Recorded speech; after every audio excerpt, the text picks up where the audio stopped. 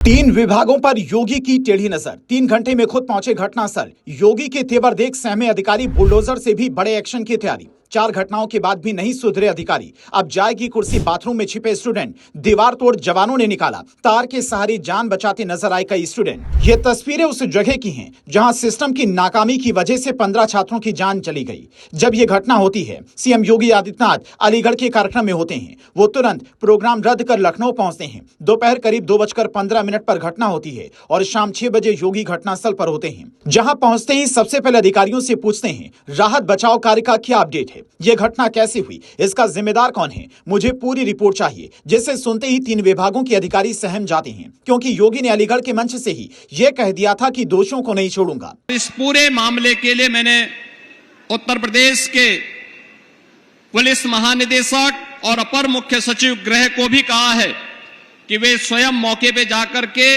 इसकी रिपोर्ट प्रस्तुत करें। मैं स्वयं भी वहां के लिए प्रस्थान कर रहा हूं, जिससे इस पूरे मामले की तह में हम जाकर के दोषियों को सजा भी दे सकें और उन पीड़ित परिवारों के प्रति अपनी संवेदना भी व्यक्त कर सकें। तो सवाल है कि दोषी आखिर है कौन? क्या लखनऊ विकास प्राधिकरण के अधिकारियों ने सही से काम नहीं किया? क्योंकि दावा किया जा रहा है कि बिल्डिंग का नक्शा पास नहीं था, तो फिर बिल्डिंग बनी कैसे? और बिल्डिंग बन भी गई तो वहां कॉमर्शियल चीजें कैसे चल रही थीं? आखिर इसे एनओसी कैसे मिल गया? ईटीवी भारत अपनी रिपोर्ट में जो हैरान करने वाला दावा करता है, उसके बारे में ज्यादातर लोग नहीं जानते। वो लिखता है, एनओसी सिर्फ फायर विभाग से नहीं बल्कि बिजली विभाग से भी लेनी होती है, जो चेक करता है सही जगह ट्रांसफार्मर लगाया गया कि नहीं, अर्थिंग सही नियमों के तहत की गई है या नहीं, सही वायर डाले गए हैं या नहीं। फिलहाल यूपी के 75 जिलों में लगभग 46 विद्युत सुरक्षा अधिकारी तैनात हैं, जिनके कंधों पर एनओसी देने की जिम्मेदारी है। अगर ये एनओसी नहीं देते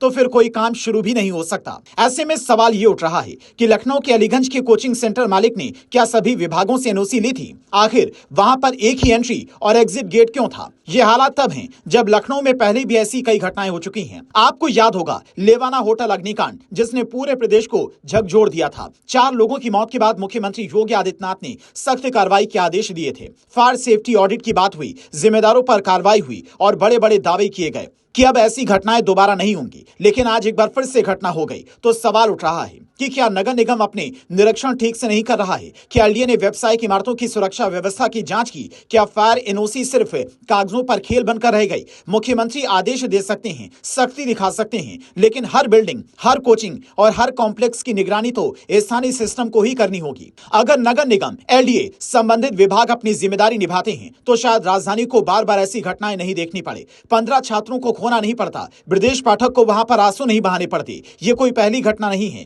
इससे पहले 2025 में पारा इलाके की प्लास्टिक फैक्ट्री में आग ने भारी नुकसान पहुंचाया था। उसी साल अलीगंज के एक 4 मंजिला भवन में आग लग गई थी, जिसमें 5 फायरकर्मी तक घायल हो गए थे। 2026 में विकास नगर की झुग्गी बस्ती में लगी आग ने दर्जनों परिवारों को बेघर कर दिया। कृष्णानगर बाजार में आग लगने से 2 दर्जन से ज्यादा दुकानें जलकर राख हो गई थी, लेकिन तब भी सब कुछ ठीक नहीं हुआ। इसीलिए इस बार योगी आदित्यनाथ के तेवर देखकर यह कहा जा रहा है कि 3 विभाग योगी के रडार पर रहने वाले हैं। फायर ब्रिगेड से लेकर बिजली विभाग और एलडीए तक पर बड़ा एक्शन हो सकता है।